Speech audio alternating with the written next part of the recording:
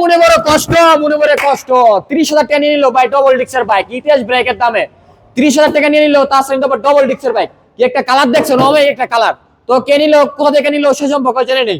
আসসালামু আলাইকুম ভাই। ওয়ালাইকুম সালাম। আপনার নাম কি? মোহাম্মদ জুয়েল। মোহাম্মদ জুয়েল। আপনার বাসা কোথায়? নারায়ণগঞ্জ বন্দর। নারায়ণগঞ্জ বন্দর থেকে এসেছে ভাইয়া। তো ভাই বাইকটা কিনে আগে চালাই দেখছিলেন, না টেস্ট ড্রাইভ দিছিলেন, চালাই দেখছিলেন? এগুলো দেওয়া দরকার। এমনি দেখে পছন্দ ও আচ্ছা, দেখে পছন্দ হয়েছে। আচ্ছা, তো বাইকটা কত টাকা নিলেন? 30। অনলি 30,000 টাকা নিয়ে নিল, কিন্তু ডবল ডিক্সের এক্সপ্লো এই বাইকটা।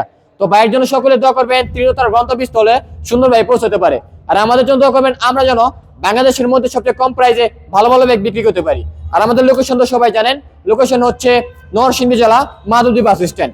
মাধবদী বাস স্ট্যান্ড নেমে 20 টাকা রিক্সা ভাড়া নেবে, বলবেন যে শীতলাবাড়ি মোড় মিড টাওয়ার। মিড টাওয়ারের আন্ডারগ্রাউন্ড নিচে আমাদের সম্রাট বাইক গ্যালারি অবস্থিত। সকলে ভালো থাকবেন, সুস্থ থাকবেন, আল্লাহ হাফেজ।